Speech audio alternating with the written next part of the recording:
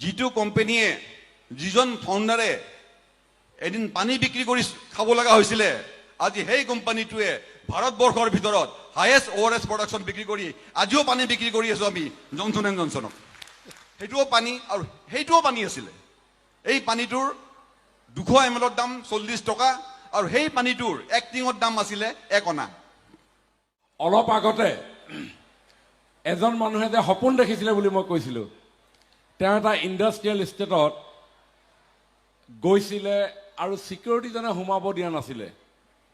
আৰু এইজন মানুহে সপোন দেখিলে যে এদিনাখন এই ইণ্ডাষ্ট্ৰিয়েল ষ্টেটটো মই তাৰ মালিক হ'ম আৰু এতিয়া তেনেকুৱা অসম চৰকাৰৰ ইণ্ডাষ্ট্ৰিয়েল ষ্টেট যিমানটা আছে তেনেকুৱা তেওঁৰ নিজৰ 5টা আছে সকলোকে এটা হাত চাপৰি বজাবলৈ অনুৰোধ জনাইছোঁ মই যেতিয়া পাৱাৰ মিনিষ্টাৰ আছিলোঁ মই মংগলদৈ গৈছিলোঁ এখেতক প্ৰথম মই লগ পালোঁ মোক চিনাকি কৰি দিলে গুৰুজ্যোতি দাস আমাৰ প্ৰাক্তন MLA এখেতে মোক ক'লে বোলে আপোনালোকক মই 1 কোটি টকা দিওঁ মোক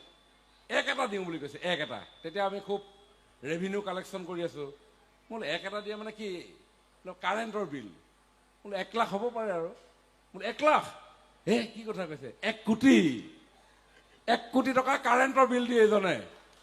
হাত চাপৰি বজাই থাকিব তাৰপিছত মোক ক'লে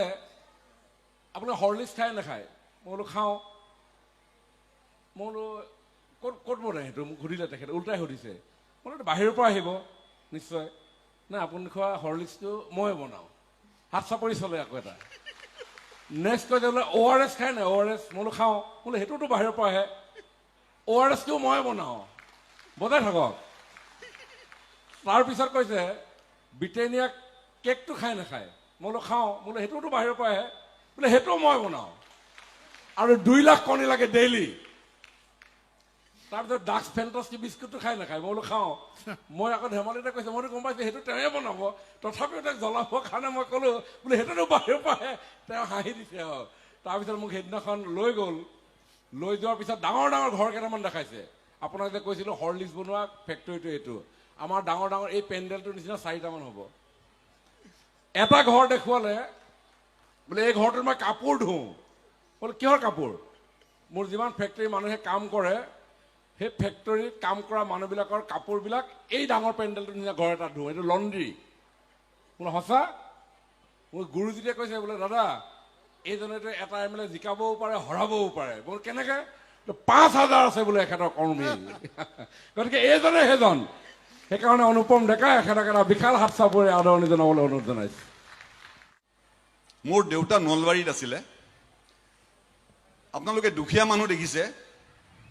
কিন্তু কিছুমান দুখীয়া মানুহৰ হিষ্ট্ৰী আপোনালোকে নাজানে মোৰ দেউতা আৰু মায়ে তেখেতৰ নাম সুনন্দৰাম ডেকা এছাৰ ডেকা বুলি ক'লে প্ৰায় মানুহে ল'ৰা আছামত চিনি পায় এবেলা খালে ৰাতি খাবলৈ পইচা নাথাকে তেওঁলোকৰ সেই গাঁও এৰি পেলাই মোৰ দেউতা মংগলদৈলৈ আহিল মই চুমুকে কৈছোঁ আহি পেলাই দেখিছে কিবা কৰি খাব লাগিব দেখিছে মংগলদৈ কোৰ্টৰ কাষত DC অফিচৰ কাষত বহুত বিহাৰী আৰু বঙালী মানুহৰ দোকান কিছুমান আছিলে চাহ দোকান আৰু সেই চাহ দোকানত কিছুমান মানুহে ভাৰত পানী লৈ পেলাই কান্ধত পানী লৈ পেলাই ভাৰত সেই দোকানবিলাকক বিক্ৰী কৰিছিলে দুটাই লগে লগে কি কৰিলে তেখেতে নেক্সট দিনাখন 4-5জন দোকানীৰ লগত কথা পাতি পেলাই তেখেতেও পানী বিক্ৰী কৰা আৰম্ভ কৰিলে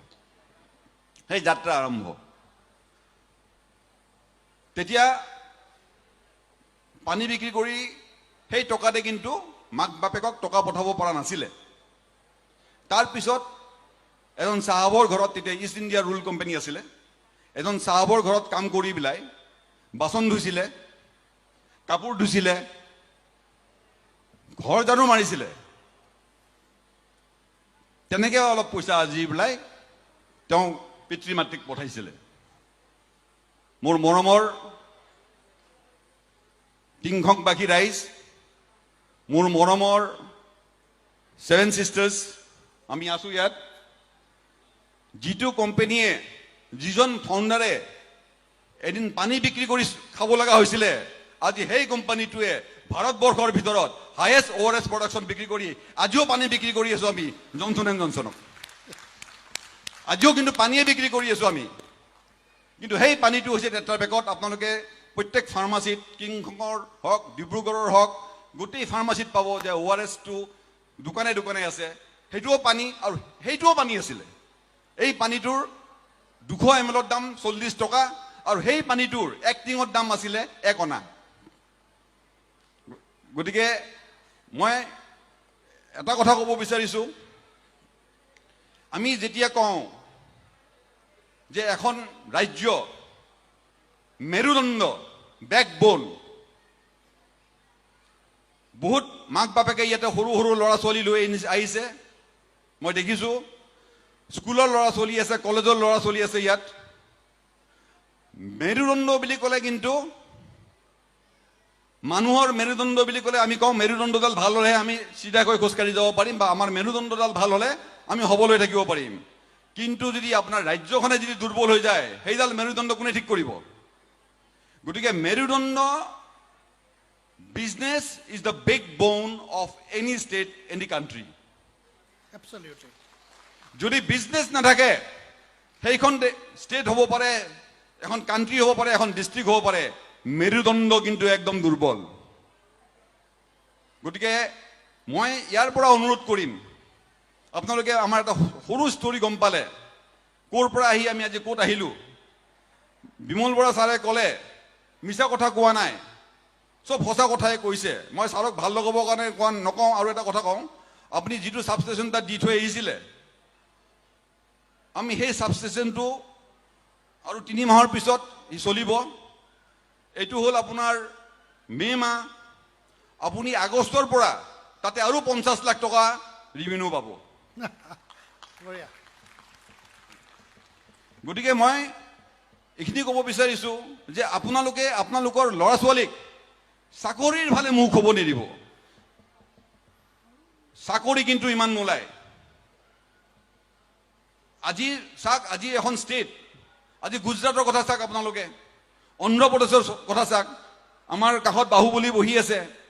মই 2007 চনত